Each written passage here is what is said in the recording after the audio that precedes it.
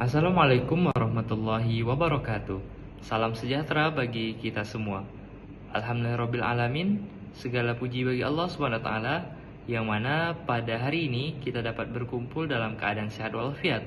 Salawat beriringkan salam tak lupa pula kita aturkan kepada Nabi junjungan alam, Nabi besar Muhammad SAW, dengan melafazkan Allahumma sholli ala Sayyidina Muhammad wa ala ali Sayyidina Muhammad. Yang kami hormati Ibu dosen pengampu mata kuliah farmakologi, Ibu apoteker Mira Febrina, Master of Science, dan rekan-rekan yang berbahagia.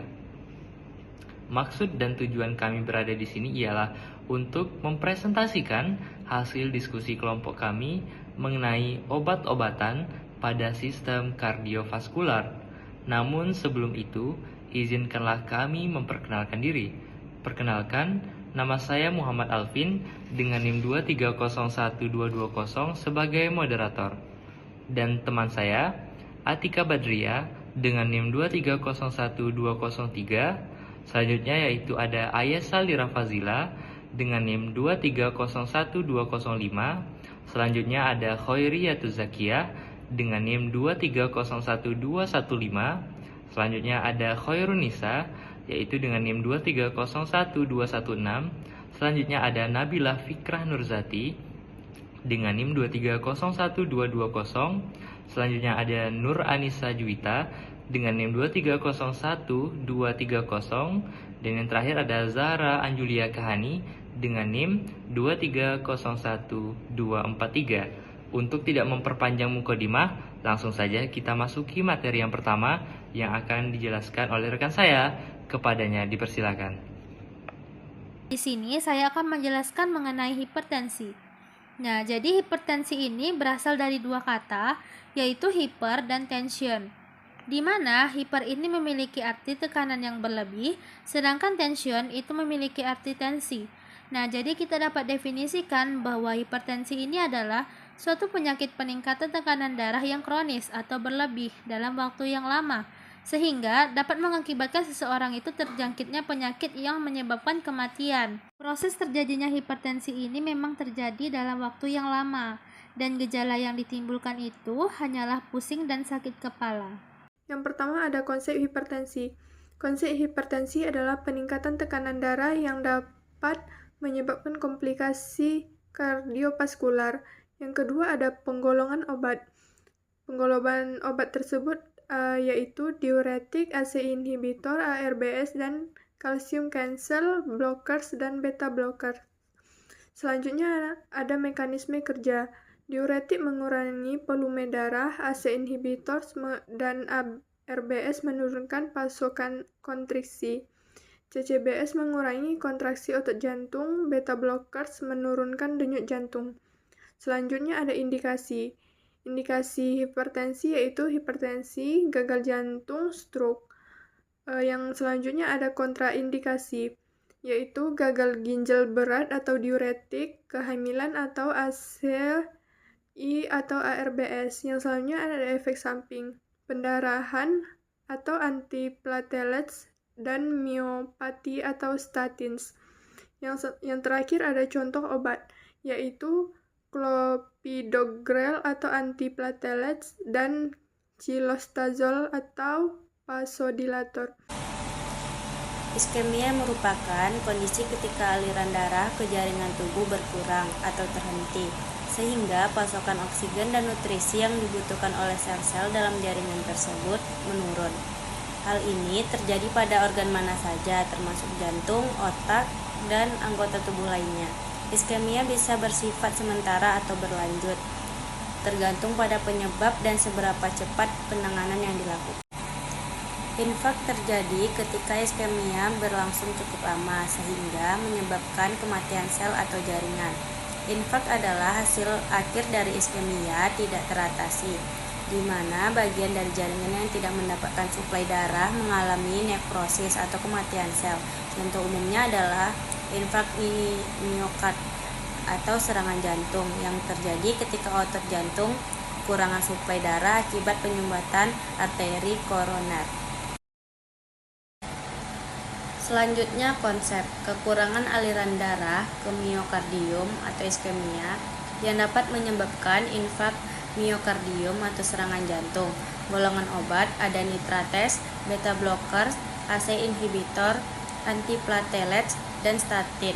Mekanisme kerja: nitrates melebarkan pembuluh darah, beta blockers menurunkan kebutuhan oksigen jantung, antiplatelets mencegah agregasi trombosit.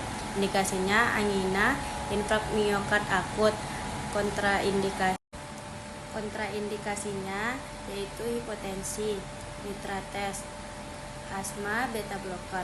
Efek sampingnya ada sakit kepala, bradikardia, dan pendarahan. Saya akan menjelaskan tentang penyakit arteri perifer atau PAD. Merupakan kondisi di mana arteri yang mengalirkan darah ke anggota tubuh, terutama kaki dan tangan, mengalami penyempitan atau penyumbatan akibat penumpukan plak atau lemak, kolesterol, dan zat lainnya. Penyumbatan ini mengurangi aliran darah ke anggota tubuh, sehingga jaringan tubuh kekurangan oksigen dan nutrisi yang diperlukan.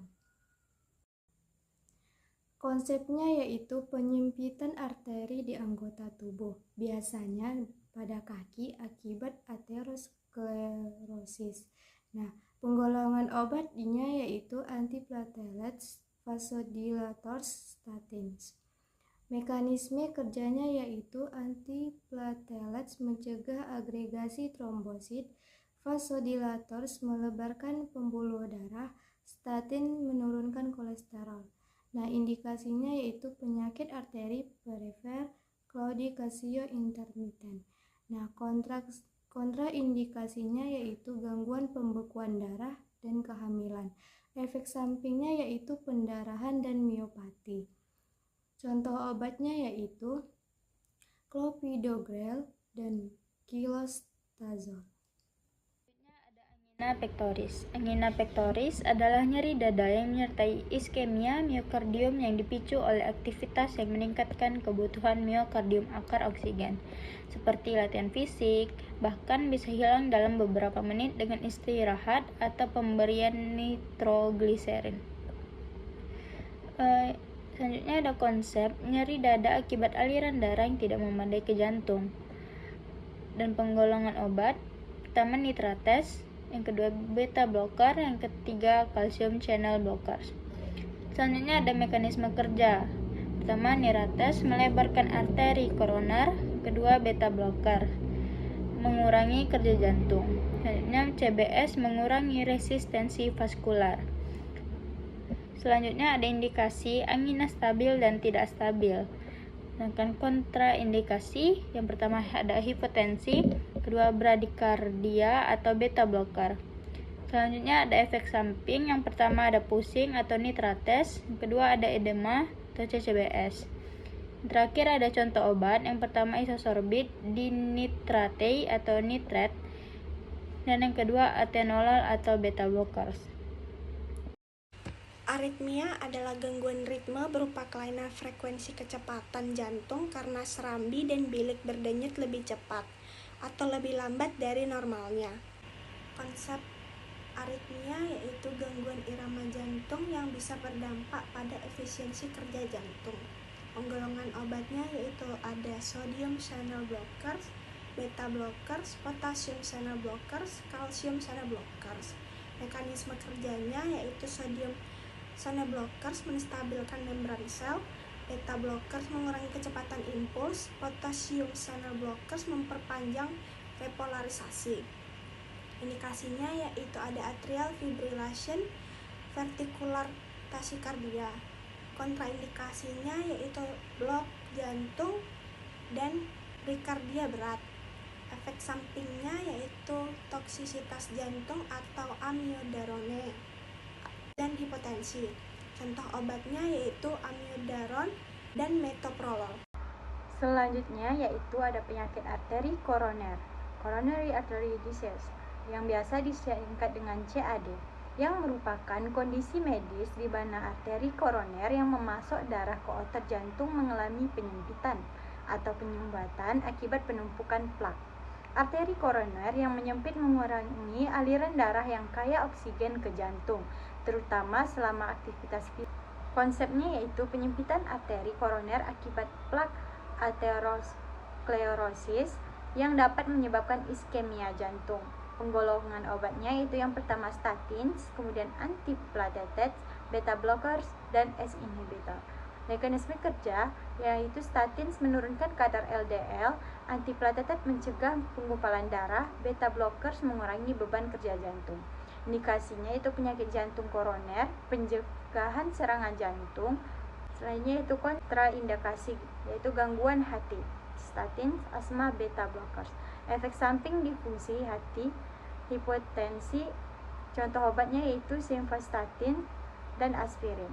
Setiap kategori obat memiliki indikasi, kontraindikasi, serta efek samping yang perlu diperhatikan dalam manajemen terapi pasien kardiovaskular. Sekian presentasi dari kelompok kami. Terlebih dan terkurang kami mohon maaf. Kami akhiri dengan wabillahi taufiq wal hidayah. Wassalamualaikum warahmatullahi wabarakatuh.